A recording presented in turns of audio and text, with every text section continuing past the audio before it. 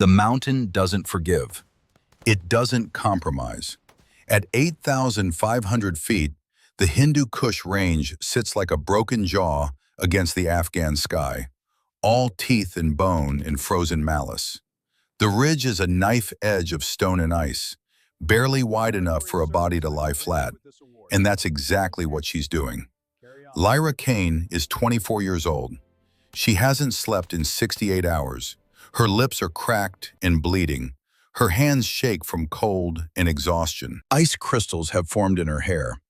Through the scope of her M110 rifle, the world is reduced to a circle of magnified reality, a window into hell 1,300 meters below. The radio crackles, static, then a voice, strained and desperate. Phantom Overwatch, this is Viper 6. We are combat ineffective, surrounded. Estimate 200 plus Taliban, 3 wounded. We need immediate extraction.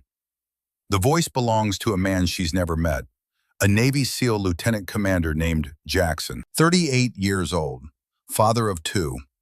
Right now, he's huddled in a rocky depression in the valley floor with 11 other men, and they're about to die. Lyra's voice is barely a whisper, calm as still water. Viper 6, this is Phantom. I have eyes on.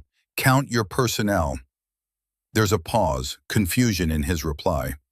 Phantom, who the hell are you?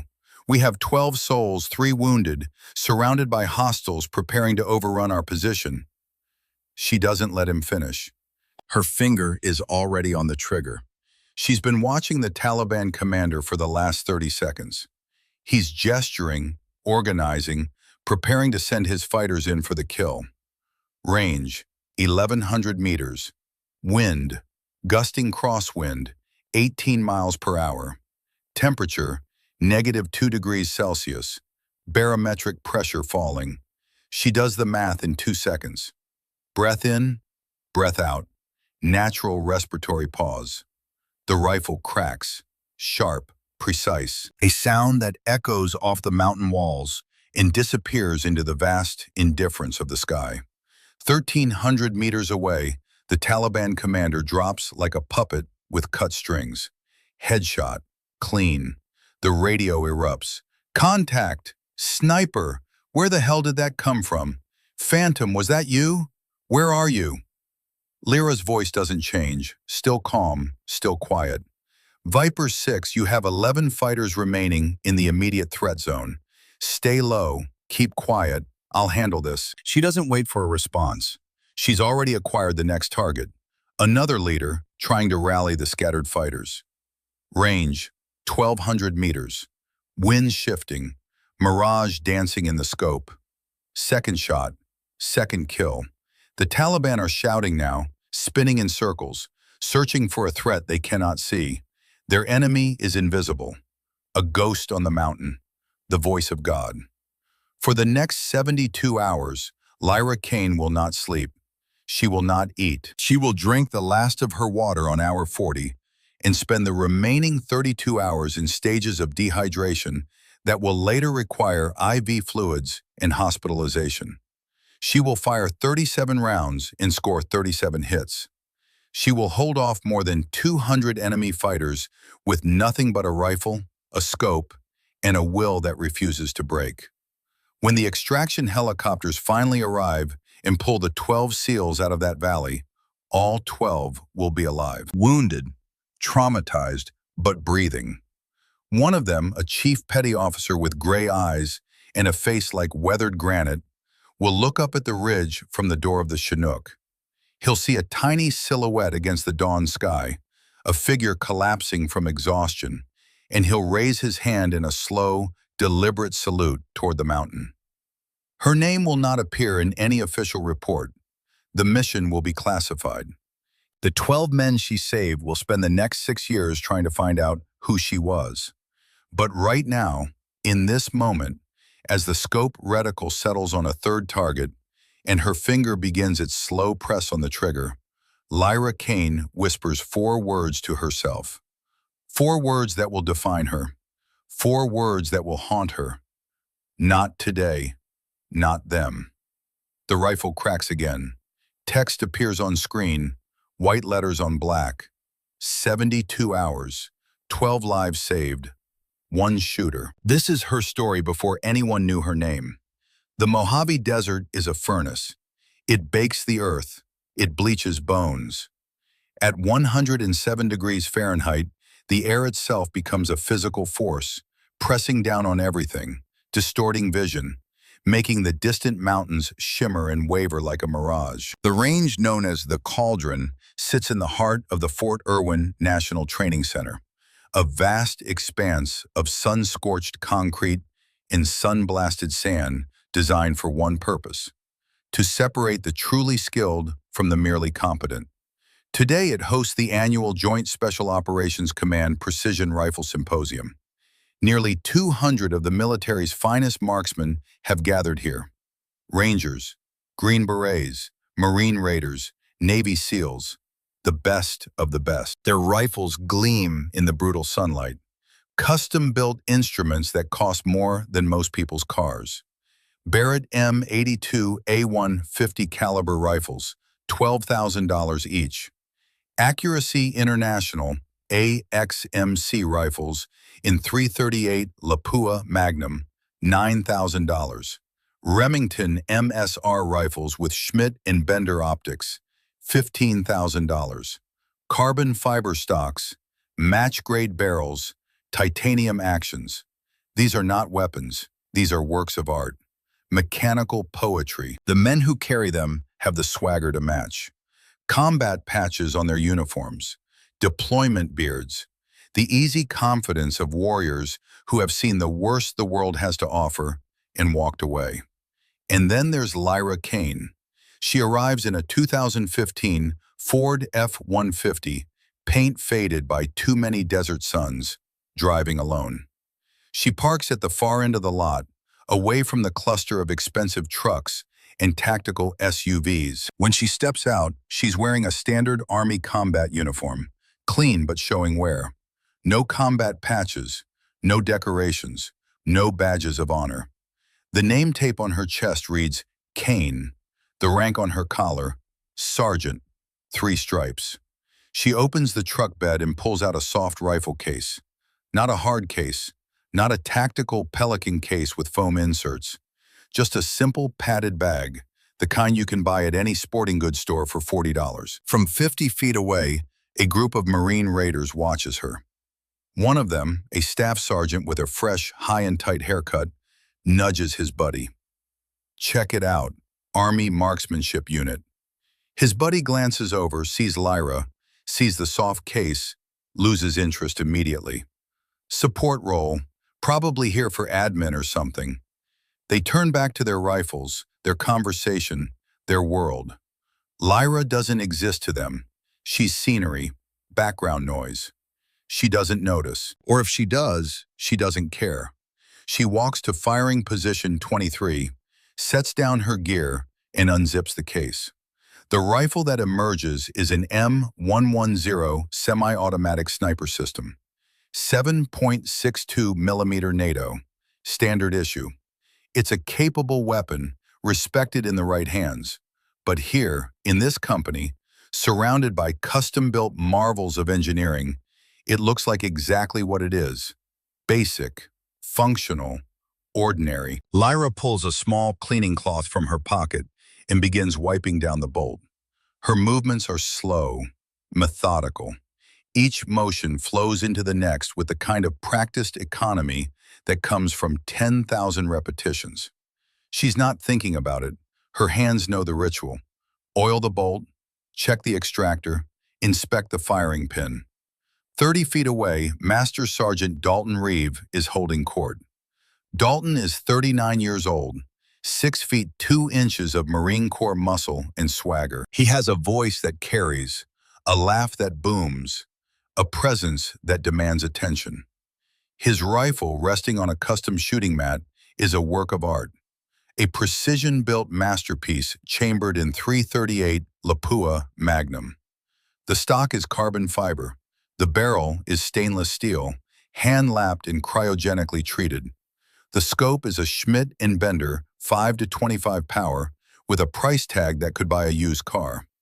He's surrounded by a small audience, other shooters, Marines mostly, but a few Army Rangers, a couple of Green Berets. They're laughing at something he said. Dalton has that gift, the ability to command a room, or in this case, a firing line.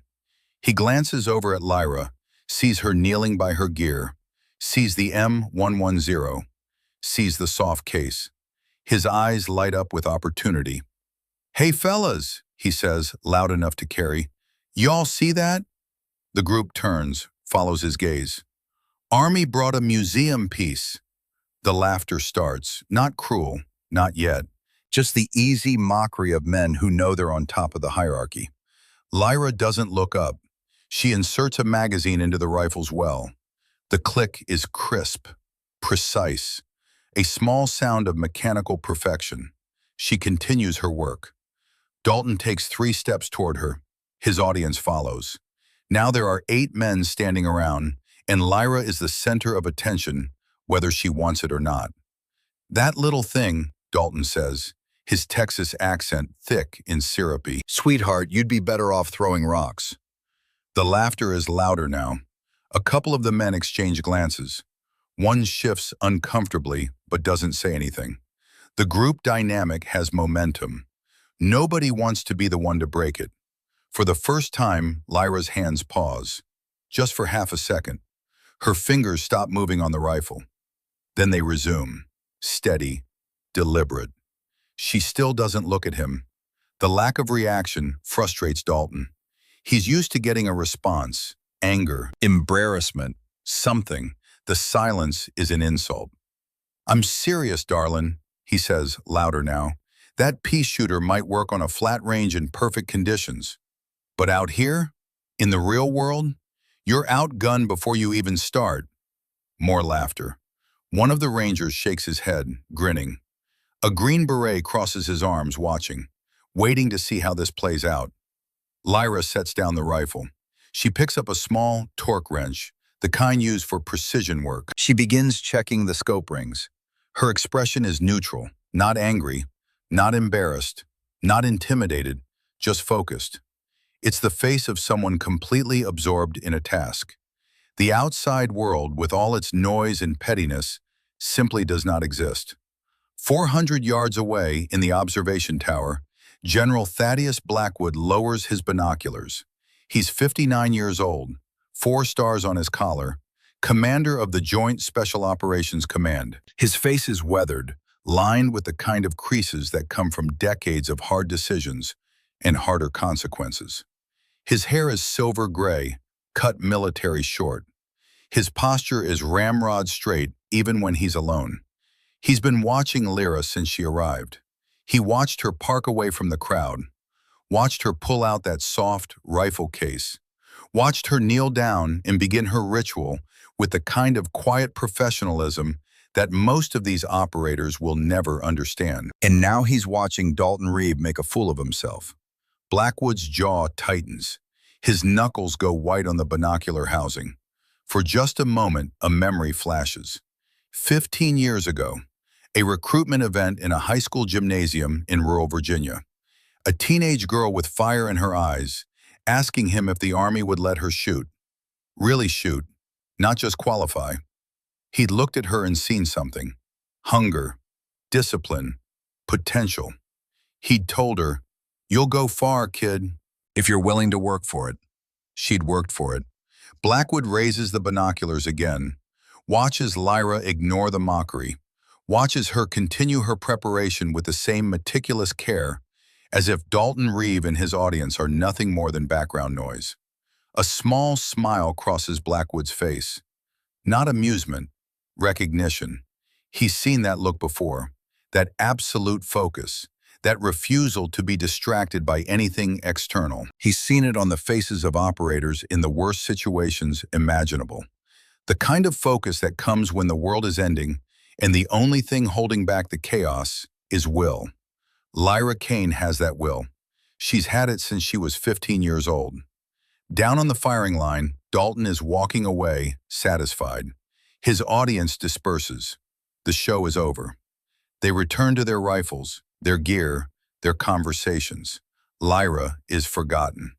She continues her work. She ties a small piece of frayed olive drab yarn to the end of her rifle barrel. 8 inches long, faded, ancient. The kind of improvised wind indicator that hasn't been used in decades, not since the invention of electronic wind meters. 10 positions down, at firing position 13, Chief Petty Officer Gideon Hale watches. Gideon is 36 years old, Navy SEAL, Team 5. His face is all angles and edges, carved from hard deployments and harder memories. His hair is salt and pepper, cut short.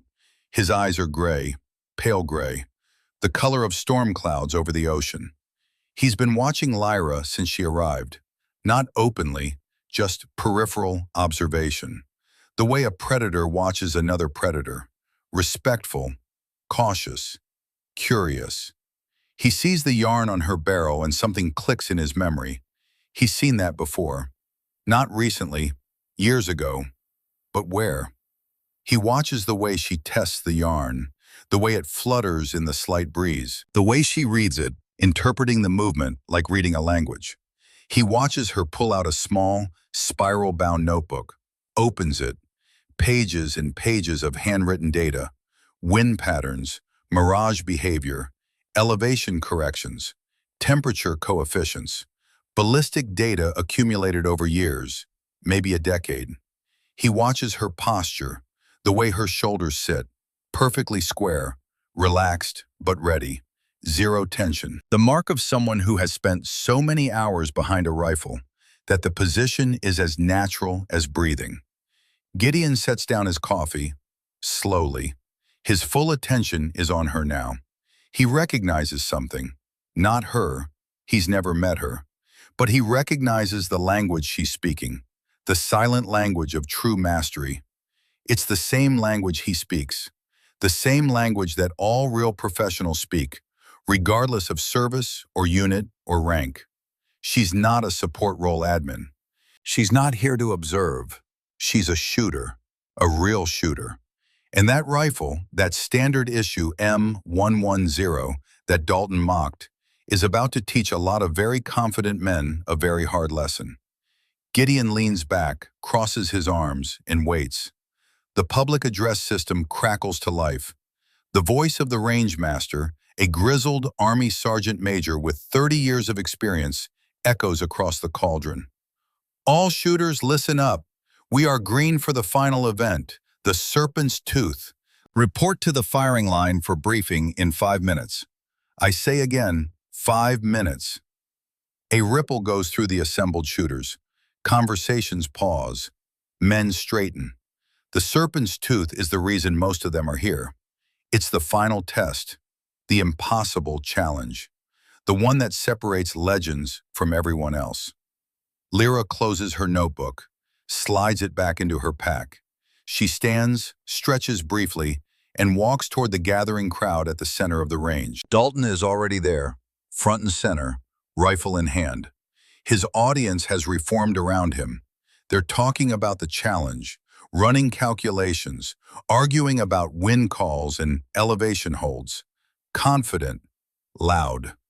Lyra stops at the edge of the crowd, doesn't push forward, just stands, listens. The range master steps up onto a small platform. He's holding a clipboard. His face is sunburned, deeply lined. He looks like he was carved from the same rock as the mountains behind him. All right, listen close. I'm only saying this once. The crowd quiets. The Serpent's Tooth consists of 7 targets.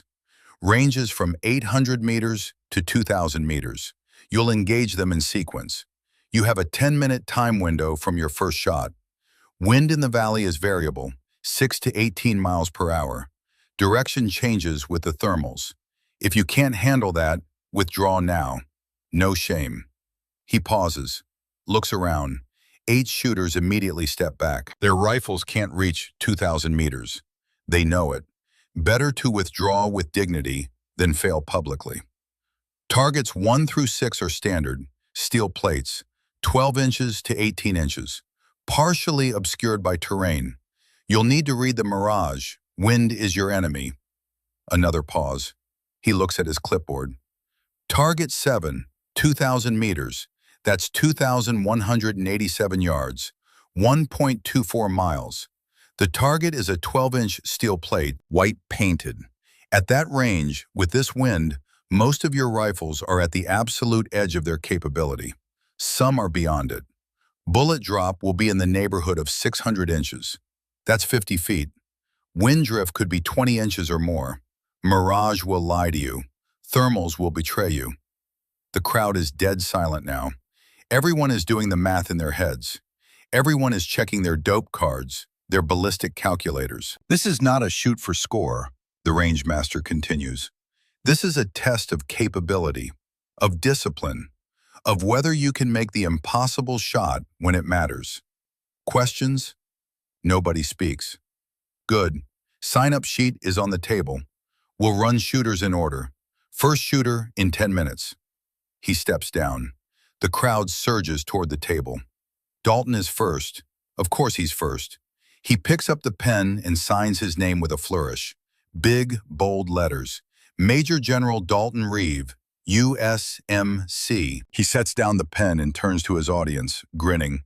That's why you bring a real cannon to a gunfight, boys. Laughter, backslaps, confidence. And then, through the crowd, Lyra Kane steps forward. She doesn't push, doesn't shove, just waits patiently for a gap, then moves through it. She picks up the pen. The laughter dies. Every eye is on her. She writes in small, precise handwriting. SGTL Kane, USA. Sets down the pen, turns, walks back to position 23. For 3 full seconds, nobody moves. Nobody speaks. Then Dalton laughs. But it's different now. There's an edge to it. Uncertainty. Well, bless her heart, he says loud enough for everyone to hear. At least she's got spirit. A few of the men chuckle, nervous, unsure. But Gideon Hale, standing at the back of the crowd, is not laughing. He's watching Lyra walk away, watching the set of her shoulders, the calm in her stride. And he's remembering something from 6 years ago. A voice on a radio in the darkest moment of his life. Calm, steady, fearless. Stay low, keep quiet, I'll handle this. No, it can't be, can it? Gideon's eyes narrow. He looks at Lyra, really looks at her. The way she moves, the way she breathes, the way she exists in her own space, untouched by the noise around her. And for the first time in 6 years, a question forms in his mind. Could she be Phantom? 10 minutes later, the crowd has formed a semicircle around the firing line. Dalton Reeve is in position, prone, rifle deployed on its bipod. His spotter, a fellow Marine with a high-powered spotting scope, is beside him. The range master's voice. Shooter ready? Ready, Dalton calls back. Stand by. 3, 2, 1. Commence firing. Dalton's first target is at 800 meters, an 18-inch steel plate partially hidden behind a berm. He finds it in his scope, dials the elevation, checks the wind. His spotter. Wind right to left, 8 miles per hour, hold right edge. Dalton breathes. In, out, squeeze. Boom! The rifle's report is enormous. A massive concussive blast that echoes off the mountains. The recoil pushes his whole body back. Downrange, the electronic scoring system pings. Target 1, hit. The crowd murmurs approval. Dalton works the bolt. Smooth. Fast. He's good. Nobody can deny that. Target 2, 1,000 meters. He finds it, adjusts. Boom. Ping. Target 2, hit. He's moving fast now, confident. The rifle is an extension of him. He flows through targets 3, 4, 5, 6. Each shot is a demonstration of skill. Each hit is confirmation of his place at the top of the hierarchy. Time remaining, 3 minutes, 12 seconds. Now comes target 7, 2,000 meters, the impossible shot. Dalton settles into his position. His breathing slows. His spotter is on the spotting scope, reading the wind with a Kestrel electronic wind meter. Wind variable, 11 miles per hour, quartering right. Wait, gust from the valley, 16 miles per hour. No, shifting again, back to 12. The wind is chaos, a living thing, unpredictable. Dalton dials in his elevation, 58 minutes of angle. He holds for wind, 4 minutes right, breath in, breath out, hold, squeeze, boom. The sound is apocalyptic. The rifle bucks. The muzzle blast kicks up dust in a 20-foot radius. Downrange, far across the valley, a plume of dust erupts, 3 feet to the left of the target. Miss. Dalton curses, loud, reloads, fast. His spotter, wind changed mid-flight, now left to right, 12 miles per hour. Dalton adjusts, dials left, holds.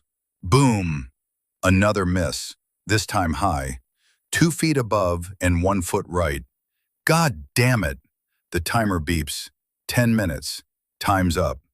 Dalton stands. His face is flushed, frustration etched into every line. But he masks it quickly, shrugs, turns to the crowd with a grin that doesn't quite reach his eyes. Wind's a bitch today, fellas. 2,000 meters in these conditions? That's a lottery ticket. The crowd nods, sympathetic, understanding. It's the wind, always the wind. Nobody can fight the wind. Dalton walks off the line. Score, 6 out of 7 targets. Respectable. Expected. The range master calls, "Next shooter, Sergeant Kane, you're up." The crowd shifts, rearranges. Nobody's leaving. They want to see this. Not because they expect success, but because failure is always interesting. Lyra walks to the firing line. No hurry, no hesitation. She kneels, sets down her pack, pulls out her rifle. She lies down behind the M110. Her body melts into the position.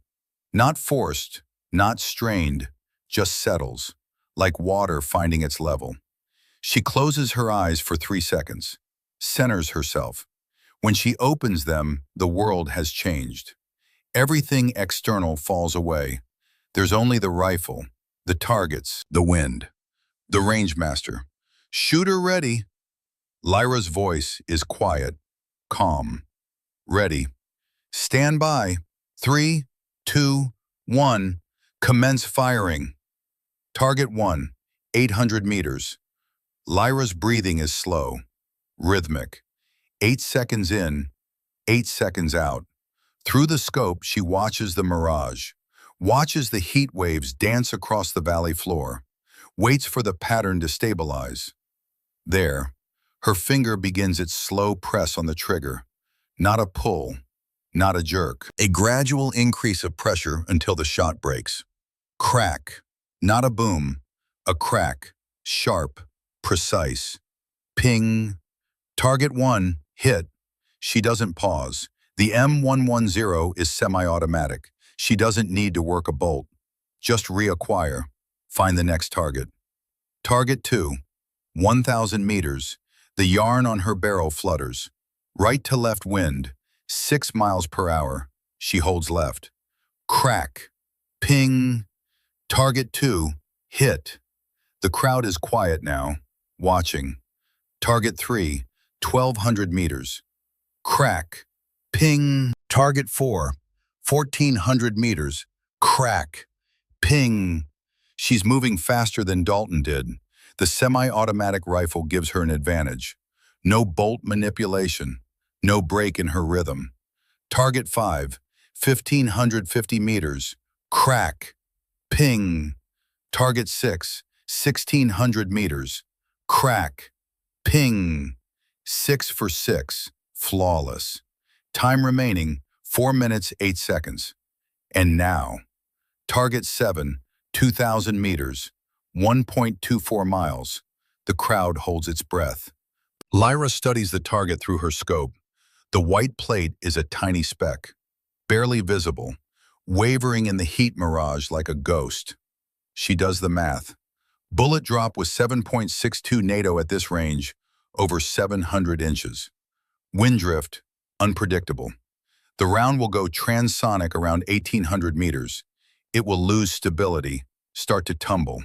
This rifle cannot make this shot. The physics don't allow it. She knows this. She fires anyway.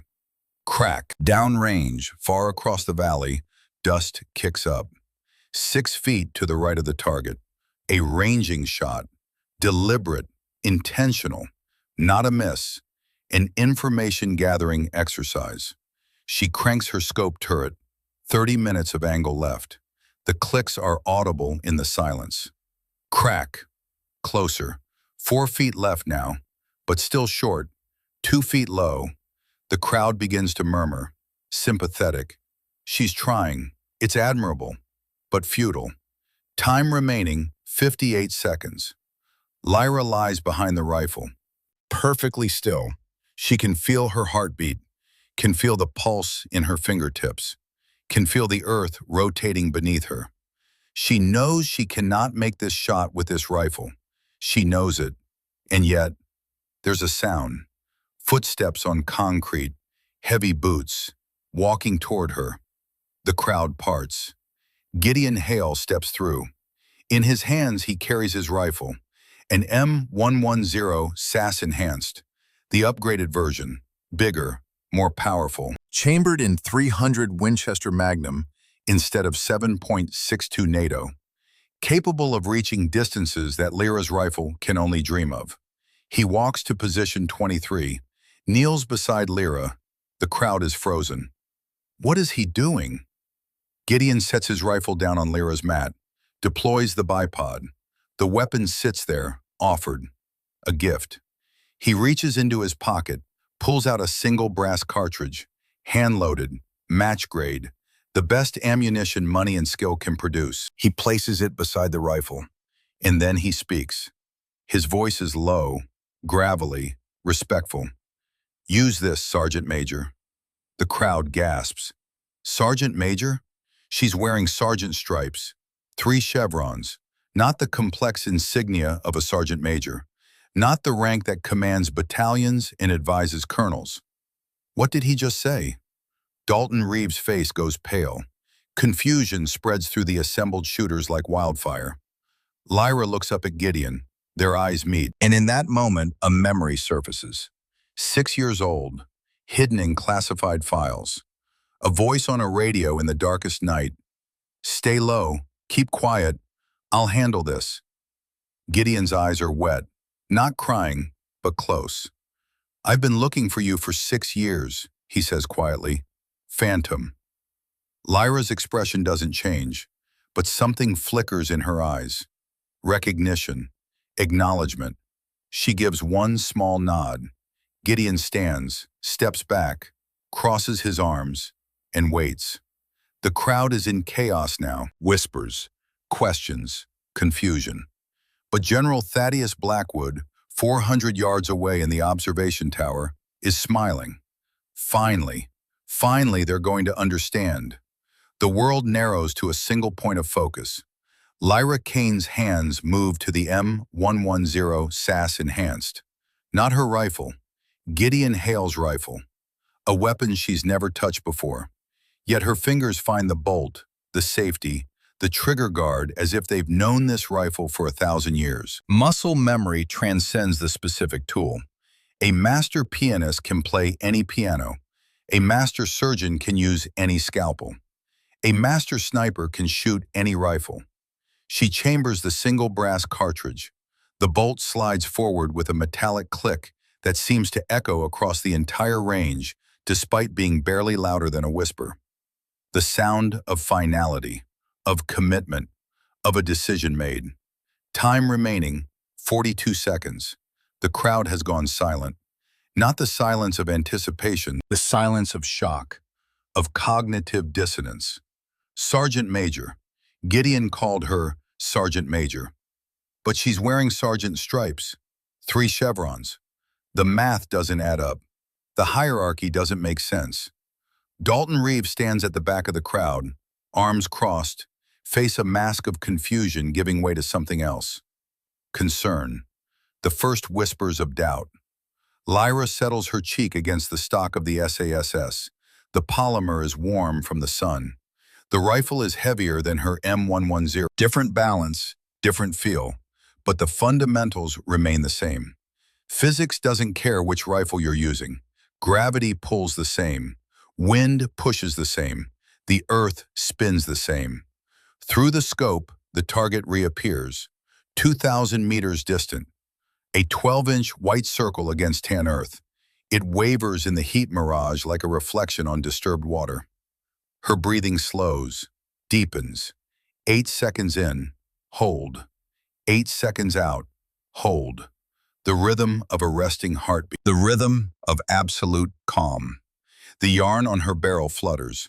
She watches it with peripheral vision, reads it like a language.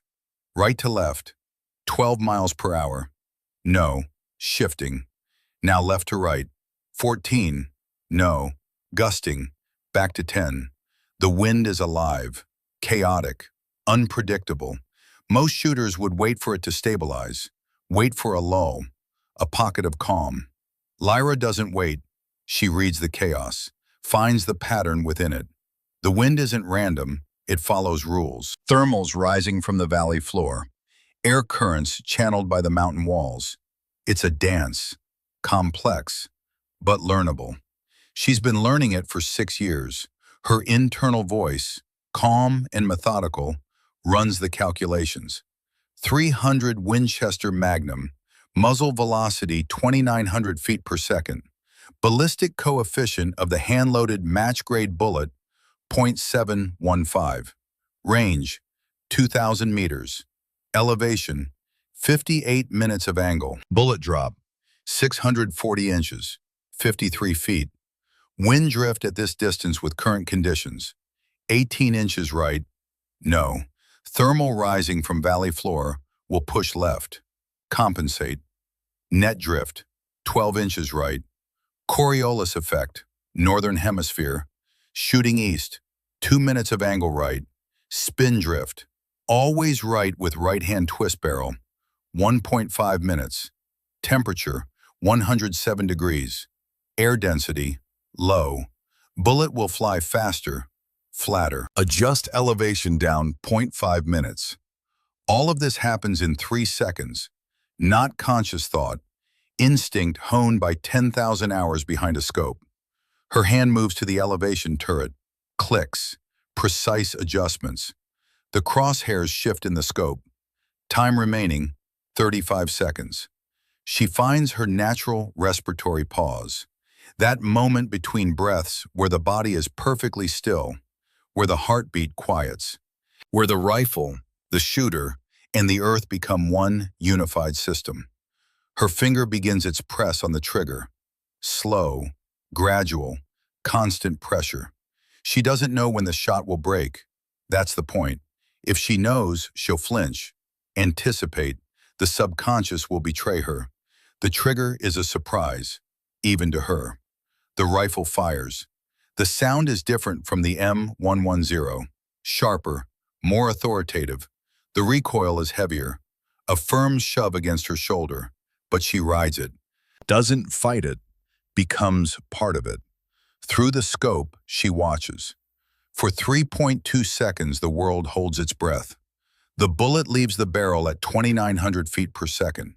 It climbs, arcs, reaches its apex 85 feet above the line of sight, begins to descend. The copper-jacketed projectile is spinning at 180,000 revolutions per minute, a tiny gyroscope fighting to maintain stability. At 1,800 meters, it goes transonic, breaks the sound barrier in reverse. The shock wave causes it to wobble, destabilize. For a fraction of a second, it's a coin spinning in the air, ready to tumble. But the hand-loaded bullet is perfectly balanced. The rifling was perfect. The launch was perfect. It holds. The wind catches it, pushes right. Then a thermal from the valley floor pushes left. The forces cancel. The bullet continues on its path. 2,000 meters downrange, the white steel plate waits. Lyra watches through the scope. Doesn't blink. Doesn't breathe. The bullet is a tiny dark speck visible only because she knows exactly where to look. It descends, converges, arrives. The sound comes 3.2 seconds after the shot, a distant metallic clang that rolls across the valley like thunder. Clear, unmistakable, final. The electronic scoring system, designed with a slight delay to account for the speed of sound at this distance, announces in its synthesized female voice, Target 7, hit, center mass, time elapsed, 9 minutes, 58 seconds. Silence. Not the silence of anticipation, not the silence of shock, the silence of disbelief, the silence of 100 assumptions shattering simultaneously. For 4 full seconds, nobody moves, nobody speaks, nobody even breathes. Dalton Reeves' mouth is open, literally hanging open. His face has gone pale beneath his sunburn. His eyes are wide, uncomprehending. The impossible just happened. The laws of physics just bent. The hierarchy of the world just inverted. Around him, other shooters are frozen in similar states of disbelief. A Green Beret has removed his hat and is staring at it as if it might provide an explanation. A Ranger has both hands on top of his head, eyes closed, shaking his head slowly. A Marine is laughing, not joy, shock manifesting as sound. Gideon Hale stands with his arms crossed, a tight smile on his weathered face. His eyes are wet, not crying, but close. After 6 years of searching, of wondering, of trying to find the woman who saved his life, he's finally found her. And she just proved, in front of 200 of the military's best shooters, exactly who and what she is. In the observation tower, General Thaddeus Blackwood sets down his binoculars. He closes his eyes, exhales a breath he's been holding for 6 years, maybe longer, since the day he met a 15-year-old girl with fire in her eyes and told her she could go far if she worked for it. She worked for it, and now the world is about to learn what that work produced. Blackwood stands, straightens his uniform, begins walking toward the stairs that will take him down to the firing line. On the range, the spell breaks. Someone in the crowd whispers, "Holy shit," someone else. "Did that just happen?" A Ranger turns to the man next to him. "Tell me you saw that. Tell me I'm not hallucinating from the heat." "I saw it. 2,000 meters, one shot, cold bore on a rifle she's never fired before." "I saw it." The murmurs spread, grow, build into a wave of sound. Not applause, not cheers, just the sound of men trying to process something that doesn't fit into their understanding of reality. Lyra remains prone behind the rifle. She's already clearing it. Safe the weapon. Remove the magazine. Lock the bolt back. Check the chamber. The ritual of safety. Automatic. Ingrained. She sits up, looks at Gideon, extends the rifle toward him. Gideon shakes his head.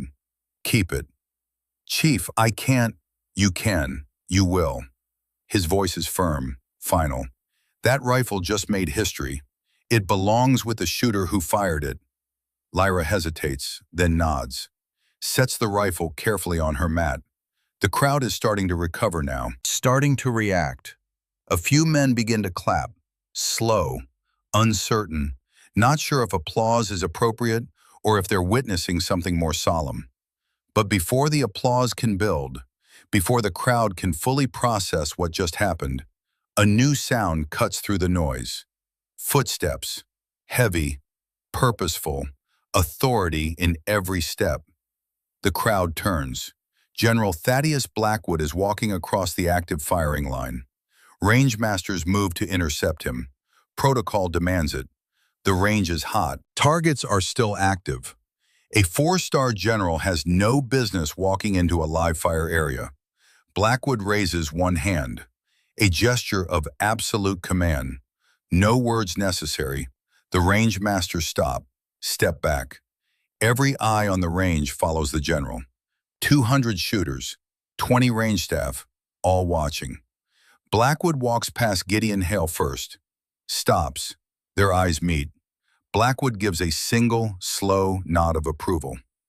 "Well done, Chief Hale." Gideon's voice is rough, thick. Just gave her the right tools, sir. She did the impossible part. Indeed she did. Blackwood continues walking. His path takes him directly past Dalton Reeve. He stops, looks at the Marine Master Sergeant, doesn't speak. The silence between them is heavier than words. Blackwood's eyes hold disappointment, not anger, disappointment. The kind a father shows a son who should have known better. The kind that cuts deeper than any reprimand. Dalton can't meet his gaze, looks down. His face flushes, shame mixing with confusion. Blackwood holds the look for 5 seconds, then continues walking. He stops in front of Lyra Kane. She's starting to rise, coming to attention. Proper military protocol when a general officer approaches. Blackwood raises his hand. As you were, Sergeant Major. The words hit the crowd like a physical force. Sergeant Major. There it is again. From a 4-star general. Not a mistake, not a slip of the tongue. Deliberate, intentional. Lyra settles back, kneeling, waiting. Blackwood doesn't speak to her. Not yet. Instead, he turns to face the assembled crowd. All 200+ men. The finest shooters in the United States military. Rangers, SEALs, Green Berets, Marine Raiders, Delta Force operators whose presence isn't officially acknowledged. The best of the best. His voice when he speaks isn't loud, doesn't need to be. It carries the weight of 4 decades of command, of hard decisions and harder consequences, of authority earned through blood and sacrifice. For the last 3 days, he begins, his voice like gravel rolling down a mountain. I have heard a lot of talk. Pause. Let it sink in. I have seen a lot of expensive rifles. Another pause. His eyes sweep the crowd. I have witnessed a lot of pride. The word hangs in the desert air, heavy, accusatory. Some of it earned. Pause. Most of it not. A few men shift uncomfortably. Nobody speaks. We come to these symposiums for a purpose. To test our skills. To push the limits of our craft. To learn from the best. Blackwood's voice hardens, goes cold. But we also come to learn humility. To understand that skill isn't measured in dollars spent or equipment carried. To remember that the most dangerous weapon on any battlefield isn't the rifle. He taps his temple. It's this, and what this commands. He gestures toward Lyra without looking at her. You see this sergeant. You see her standard issue rifle. You see her lack of expensive gear. You see her lack of fanfare. And you made assumptions. The word is sharp, cutting. You judged the book by its cover. Didn't even bother to read the first page. Blackwood's posture shifts, goes formal, parade ground straight. Let me read it for you. His voice rises, projects, every word precise. This is Sergeant Major Lyra Kane, United States Army, serial number classified. The crowd ripples, shock spreading outward like a wave. Sergeant Major is an E9, the highest enlisted rank, a position of immense responsibility and respect. Command Sergeant Majors advise battalion and brigade commanders. They are the senior enlisted advisors, the voice of experience, the keepers of standards. And she's wearing sergeant stripes. Why? Blackwood continues. His voice is steel now. The long-range engagement doctrine that you all studied to qualify for the symposium, the manual you memorized, the formulas you calculated. Pause. Let them remember their studies. She didn't study them. Pause. She wrote them. Gasps. Audible gasps from the crowd.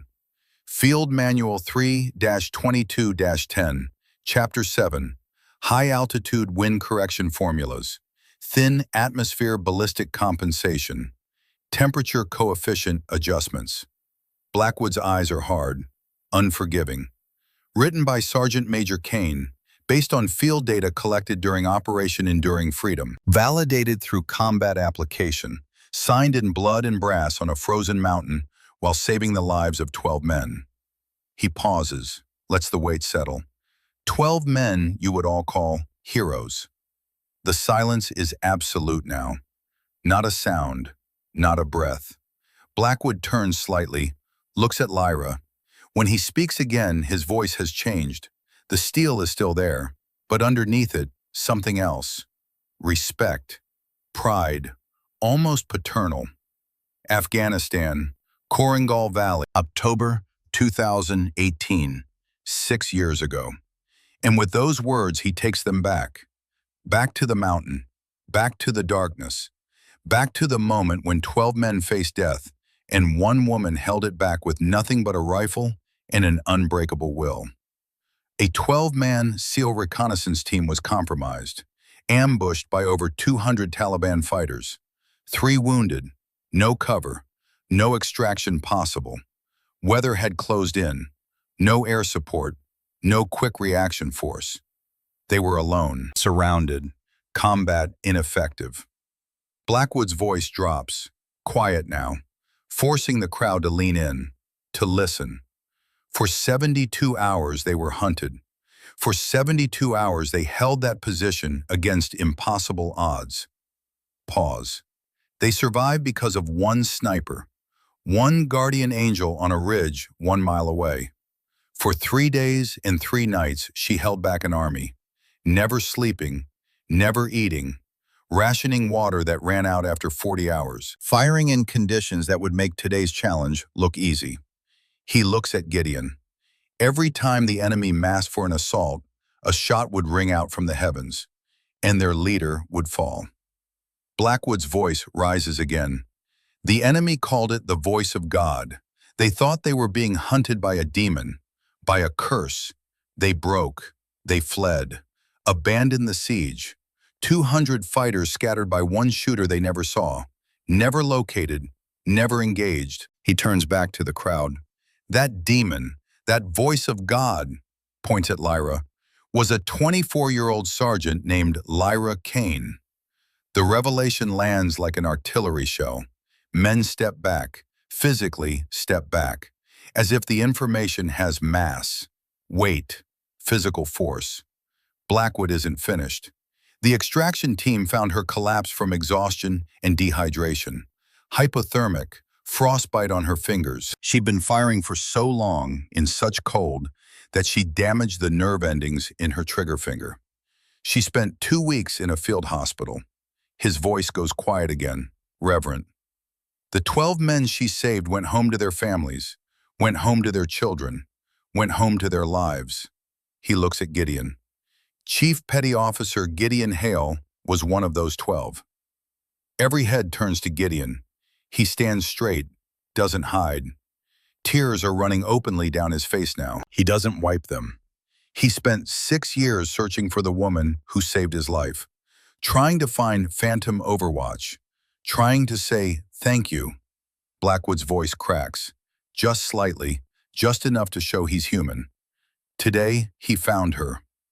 Gideon steps forward, comes to attention, renders a slow, perfect salute toward Lyra. Lyra, still kneeling, returns it. The moment hangs, frozen, sacred. Then Blackwood does something that will be remembered for the rest of these men's lives. He comes to attention, perfect posture, shoulders back, chin level, eyes forward, and a 4-star general, commander of Joint Special Operations Command, renders a slow, crisp, heartbreakingly respectful salute to a non-commissioned officer kneeling on the ground. Sergeant Major Lyra Kane, his voice thick with emotion. It is the highest honor of my career to share this range with you. Lyra looks up, meets his eyes, and for the first time, emotion breaks through her calm exterior. Her eyes glisten, not tears, but close. She returns the salute. Her hand trembles, just slightly. They hold the salute, General and Sergeant, 4 stars and 3 chevrons, separated by rank, united by respect. 5 seconds, an eternity. Then Blackwood drops his salute. Lyra drops hers. And the crowd erupts. Not polite applause, not golf clap respect. A roar, a wave of sound, shouting, whistling, Grown men, hardened warriors, cheering like children at a championship game. Standing ovation. Every single shooter on their feet, clapping until their hands hurt. Some have tears running down their faces. Some are laughing. Some are just shaking their heads in wonder. Dalton Reeves stands at the back, not clapping, not moving. His world has been inverted. Everything he thought he knew about hierarchy, about status, about what makes a warrior great, has just been shattered. He looks at his expensive rifle, his custom gear, his pride, and he feels small. Blackwood turns back to the crowd, raises one hand. The applause dies. Instantly, that's the power of command.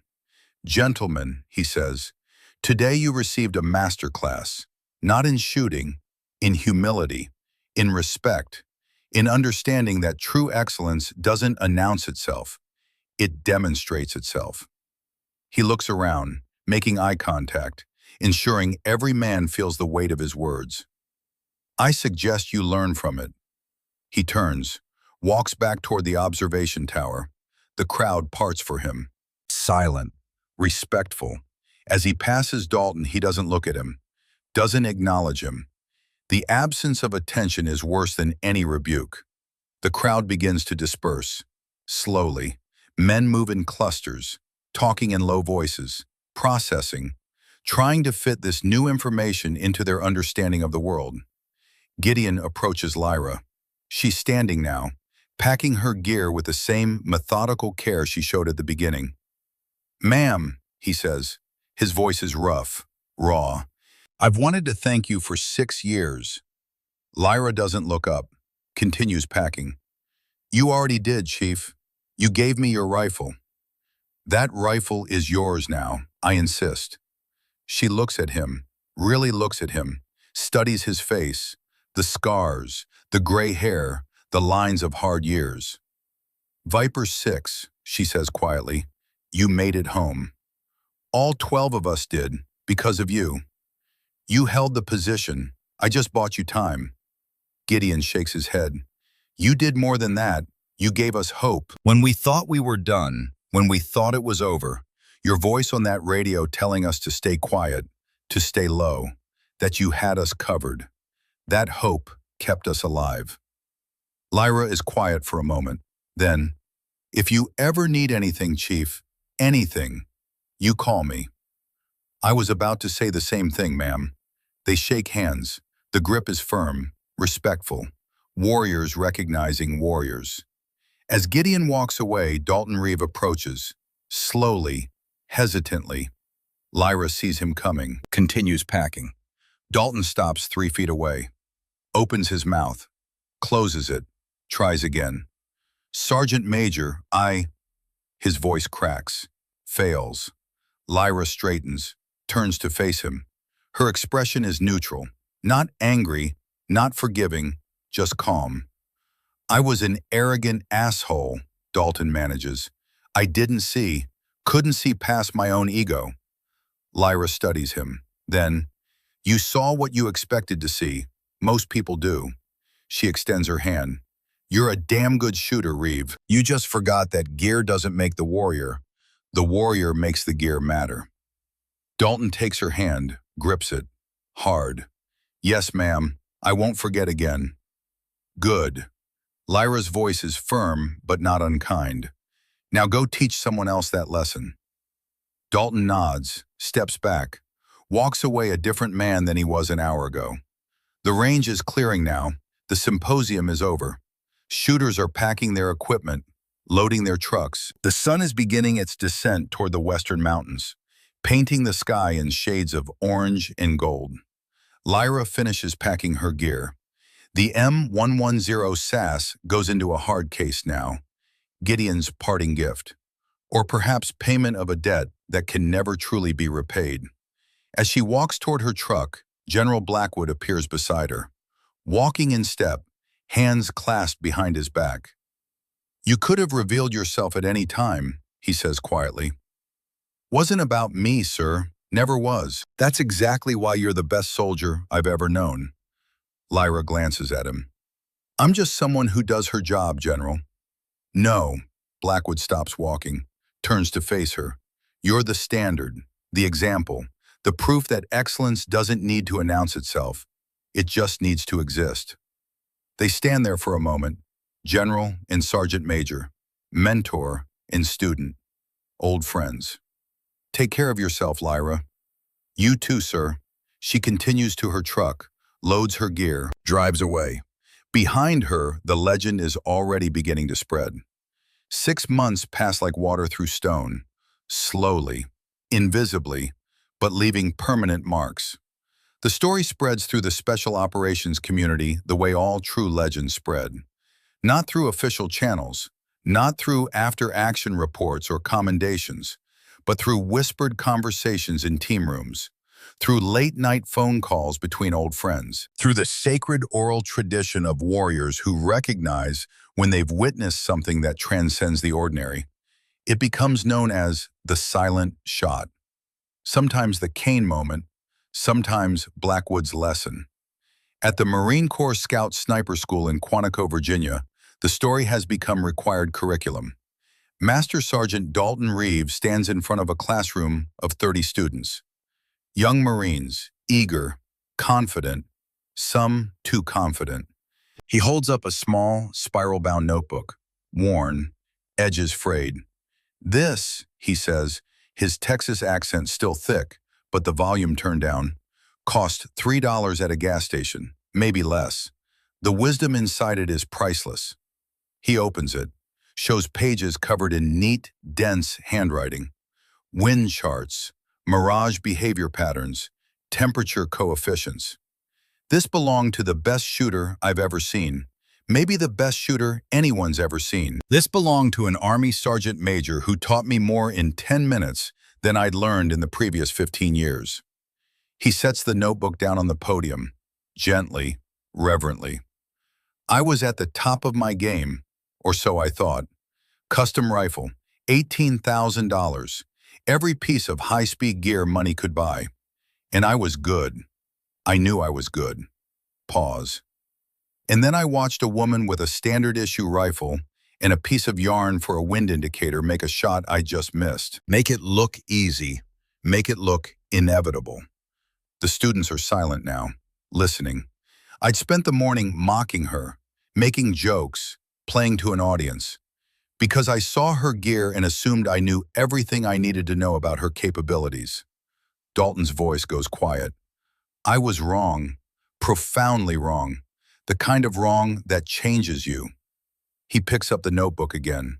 She gave me this 6 months ago, after I apologized, after I asked her to teach me what I was missing. She made one small correction to a formula I'd been using.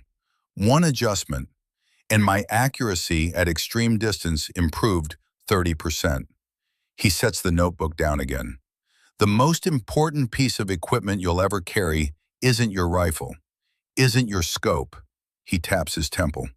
It's this, and the humility to keep filling it with knowledge, from anyone, anywhere, regardless of their rank or their gear or whether they fit your expectations. At the Naval Special Warfare Center in Coronado, California, another piece of the legend is being preserved. In the main hallway sits a glass display case. Inside it, mounted on custom brackets with museum-quality presentation, is a rifle. M110 SAS Enhanced, semi-automatic sniper system, chambered in .300 Winchester Magnum. The metal shows wear. The stock has scuff marks. It's been used. Hard. A brass plaque beneath it reads, "The Silent Shot, 2,000 meters, Sergeant Major Lyra Kane, USA Fort Irwin, California, June 2024. Below that, in smaller text, loaned by CPO Gideon Hale to SGM Kane for one shot. She kept the rifle. He kept his life. A fair trade. 2 young SEAL candidates stand in front of the case. You believe it? One asks.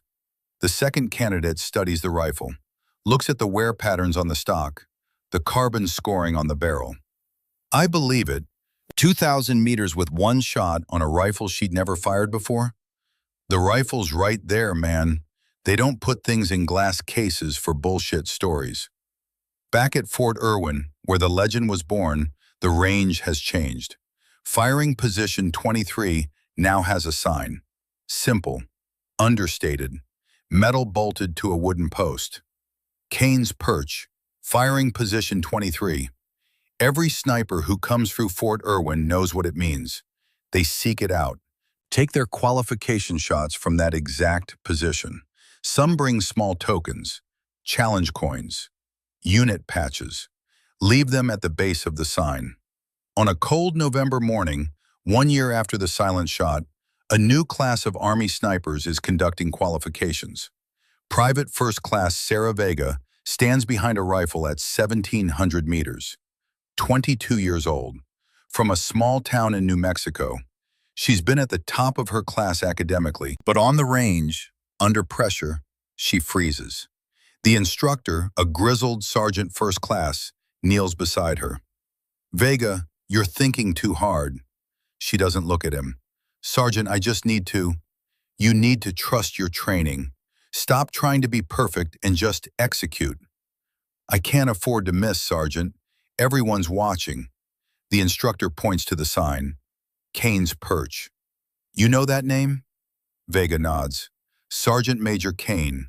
Made some kind of legendary shot here. 2,000 meters. One shot. Rifle she'd never fired. In front of 200 of the best shooters in the military. After spending the morning being mocked and dismissed." Pause. Everyone was watching her too. Everyone expected her to fail. The pressure on her was 1,000 times what you're feeling right now. What did she do? She ignored the pressure, ignored the audience, ignored everything external, got into her own headspace, did the work, trusted her training. The instructor stands. "You've got this, Vega. Stop performing for an audience and just shoot." He walks away. Vega takes a breath, looks at the sign, thinks about a sergeant major who refused to let other people's expectations define her performance. She settles behind her rifle, finds her breathing rhythm, reads the wind, calculates the solution, and shoots. The target pings, center mass. She shoots again. Another hit. Again, again, again. 6 targets, 6 hits. When she stands up, the instructor nods. "That's how it's done, Vega. Welcome to the club." Present day, November 2025, 18 months after the silent shot. The Blue Ridge Mountains of Virginia stand eternal against a gray autumn sky. At a remote training facility tucked into a valley between 2 peaks, Lyra Kane stands before a class of 25 sniper students, mixed service, Army, Marines, Air Force, even 2 Navy SEALs, mixed gender, 5 women, 20 men, mixed experience. What unites them is potential. Lyra stands on a slight rise, overlooking the valley where targets are positioned at ranges from 800 to 1,800 meters. Her M110 SASS, the rifle Gideon gave her, rests on a bipod beside her. "Marksmanship," she begins, her voice carrying in the still mountain air, "is not about the rifle, not about the scope, not about the technology." She picks up the rifle, holds it out. "This is a tool, expensive, well-made, capable, but ultimately just a tool. It has no value without the operator." Sets it down. "The rifle is an extension of your will. The bullet is your message. Your job as a sniper is to deliver that message with absolute clarity." She walks along the line of students, makes eye contact with each one. "Some of you are here because you want to be the best. Some are here because you were told to be here. Some are here because you think it looks cool or sounds impressive." Pause. "I don't care why you're here. I only care about one thing. Are you willing to do the work?" A young male student, cocky, raises his hand. "Sergeant Major, I've been shooting since I was 6, won state competitions. I'm a natural."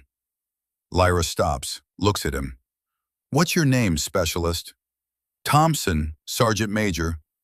"You think you're a natural shooter, Thompson?" Yes, Sergeant Major, I've always had a gift for it. Lyra nods slowly. Interesting perspective. Tell me something, Thompson. Do you think I'm a natural shooter? The student hesitates, senses a trap, but his confidence carries him forward. Based on your reputation, Sergeant Major, I'd say yes. Wrong. The word is flat, final. I'm not a natural anything. I've fired approximately 400,000 rounds in my career. I've spent over 10,000 hours behind a scope. I've logged wind data in 67 different geographic locations. I've failed more shots than you've attempted. She walks closer to him. Natural talent is a myth, a lie people tell themselves to avoid confronting the truth. What truth, Sergeant Major? That excellence is built, not born. That mastery requires suffering. That the difference between good and great is 10,000 hours of deliberate practice when nobody's watching and nobody's applauding. The student looks down, chastened. Lyra's voice softens, slightly. You have potential, Thompson. I can see it. But potential means nothing without work, without humility, without the willingness to be wrong 1,000 times so you can be right when it matters. She addresses the whole class again. Every single one of you will fail during this course. You will miss shots you should make. You will make mistakes. You will have moments where you doubt whether you belong here. Pause. Those moments are where you become a sniper, not on the shots you make, on how you respond to the shots you miss. One of the female students raises her hand, nervous energy radiating from her. Sergeant Major, what if people doubt us? What if they don't think we belong? The question hangs in the air. Lyra looks at her, really looks at her, sees herself at that age, hungry, uncertain, desperate to prove something. She walks over, kneels beside the student. What's your name? Private First Class Martinez, Sergeant Major. Martinez, let me tell you something that took me years to learn. Other people's doubt is not your burden to carry. The student blinks, processing. Your only job is to be so undeniably good at what you do that their doubt becomes irrelevant. Not by arguing, not by defending yourself, but by demonstrating excellence so consistently that reality forces them to change their opinion. Lyra stands, addresses the whole class again. Every one of you will face doubt, from others, from yourselves. The question isn't whether you'll face it. The question is what you'll do when you do. She picks up her rifle again. Let me show you something. She moves to a prone position. The students gather around, watching. Lyra settles behind the rifle, the familiar ritual. Breathing slows, body relaxes, mind sharpens. Target at 1,400 meters, wind left to right, 8 miles per hour, gusting to 12, temperature 51 degrees, humidity 62%, barometric pressure 29.8. She doesn't use a calculator, doesn't check a chart, just closes her eyes, runs the numbers in her head. Elevation 32 minutes of angle, wind hold 2 minutes right. She opens her eyes, settles into the scope, finds the target, a 12-inch steel plate barely visible in the gray afternoon light. Breath in, breath out, natural pause, trigger press, crack. 3 seconds later, the distant ring of steel on steel echoes back across the valley. The students erupt in spontaneous applause. Lyra stands, chambers another round, looks at Martinez. Your turn. The young woman's eyes go wide. Sergeant Major, I've never shot past 1,000 meters. Then today you learn. Lyra guides her into position, helps her with body alignment, breathing, scope picture. Same target, same conditions, but I'm not going to give you the solution. You're going to calculate it. Martinez's hands shake slightly. The pressure is immense. Everyone watching. What's the first thing you need to know? Lyra asks quietly. Range to target. Good. What else? Wind speed and direction. Keep going. Martinez talks through the problem, out loud, step by step. Lyra corrects small errors, reinforces correct thinking, guides without taking over. Finally, I think I have it, Sergeant Major. You think or you know? Martinez swallows. I know. Then send it. The young woman settles, breathes. The rifle cracks. Downrange, dust kicks up. 2 feet left of the target. Miss. Martinez starts to apologize. Lyra cuts her off. Don't apologize. Adjust. You know where your round went. You know where the target is. What's your correction? Martinez thinks. 1 minute right. Then make it. The student adjusts, fires again. This time the steel rings. The class erupts. Martinez sits up, eyes wide, disbelief and joy mixing on her face. Lyra smiles. Small. Genuine. Welcome to the profession, Martinez. That's how it's done. The afternoon continues. Each student takes a turn. Some hit, some miss. All learn.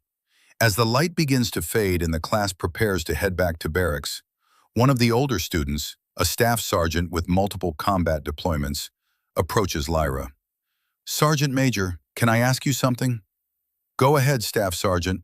The story about Fort Irwin, the 2,000-meter shot, is it true? Lyra looks at him, considers the question. Why do you want to know? The staff sergeant shifts his weight. Because if it's true, it changes how I think about what's possible, about what can be achieved with discipline and preparation. And if it's not true, then it's still a good story. But stories aren't the same as proof. Lyra nods, respects the honest answer.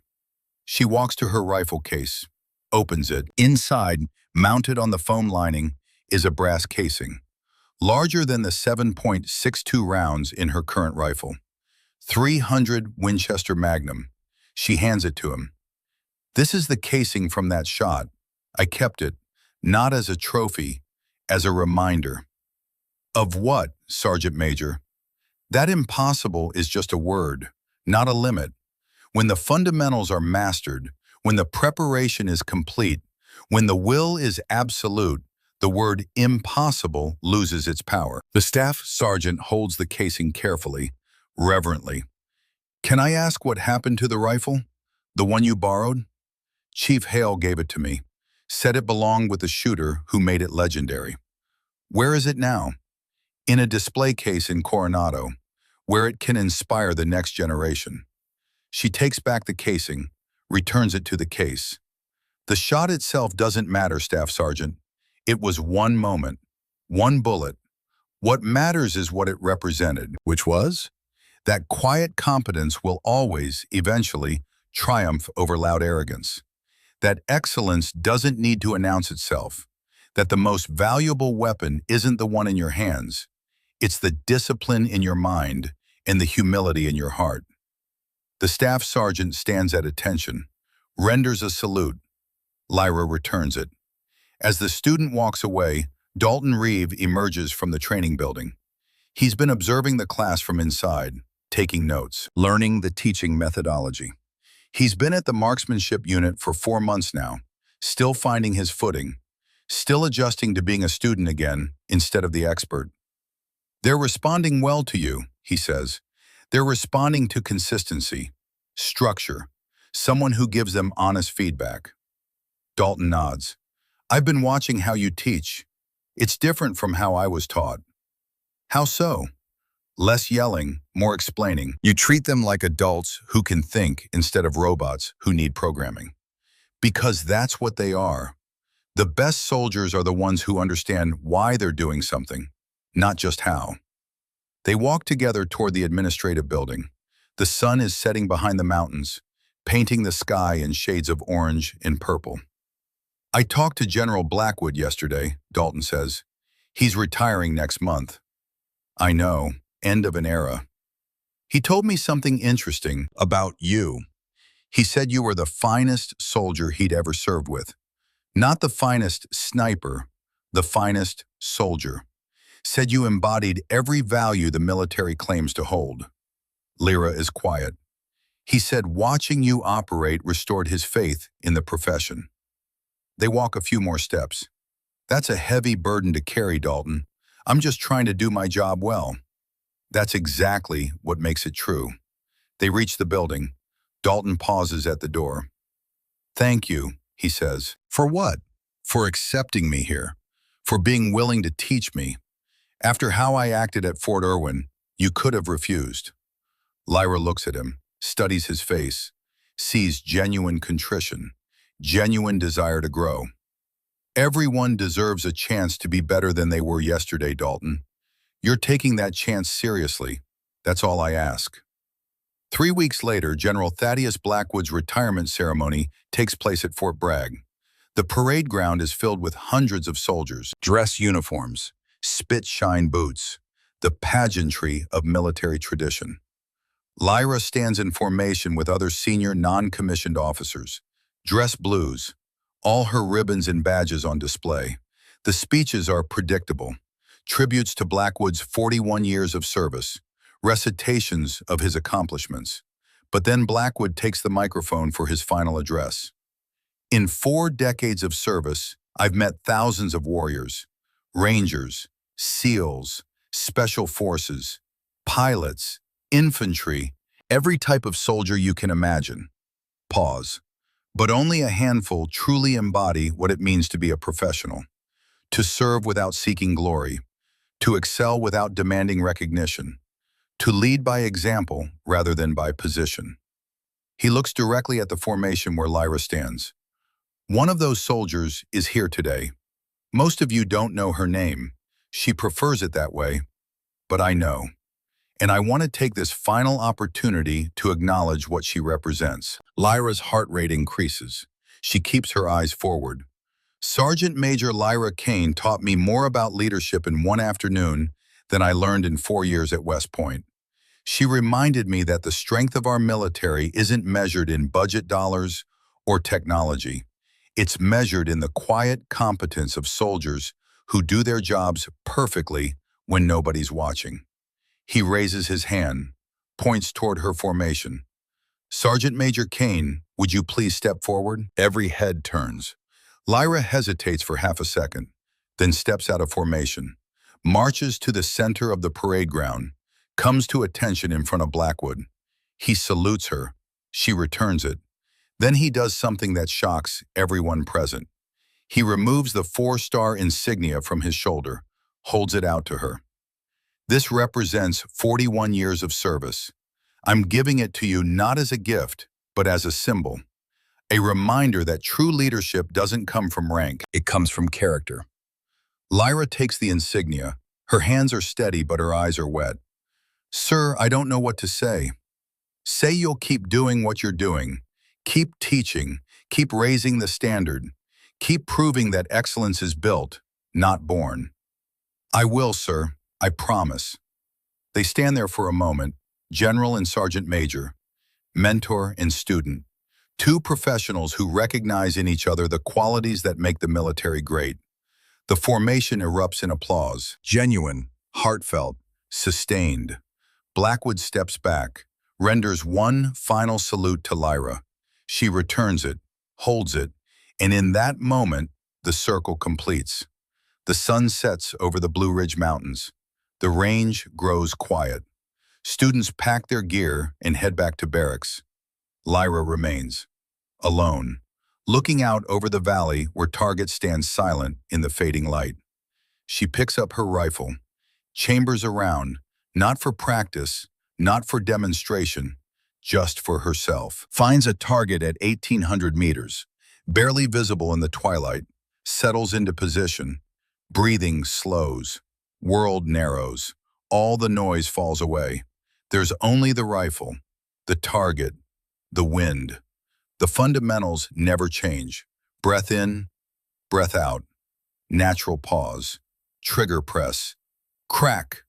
3 seconds of silence, then the distant ring of steel. Perfect. Lyra stands, clears the rifle, packs her gear. As she walks back toward the building, a young soldier she doesn't recognize approaches. Hesitant, respectful. Sergeant Major Kane? Yes? The soldier extends his hand. In it is a challenge coin, custom made.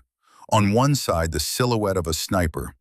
On the other, 3 words: quiet, competent, deadly. I was at Fort Irwin, the soldier says. 18 months ago, I saw the shot. Changed my life. Changed how I think about what's possible. Lyra takes the coin, studies it. You made this? Had a batch made. Been giving them to shooters I respect. Wanted you to have the first one. Lyra looks at the young soldier, sees the sincerity, the respect. What's your name? Specialist Brennan, Sergeant Major. I'm in Sergeant Reeves' class now, learning to be an instructor. Dalton's teaching you well? Yes, Sergeant Major. He tells us about you, about the lesson he learned, about checking ego at the door and letting the work speak. Lyra nods slowly, holds up the coin. Thank you, Specialist. I'll keep this. It's an honor, Sergeant Major. He salutes. She returns it. He walks away. Lyra stands alone in the gathering darkness, holds the coin, feels its weight. This is the legacy, not the shot, the lesson, not the distance, the principle, not the recognition, the standard. She pockets the coin, picks up her rifle case, heads toward her truck. Tomorrow, there will be more students, more lessons, more opportunities to raise the standard. The work never ends. But for tonight, the work is done.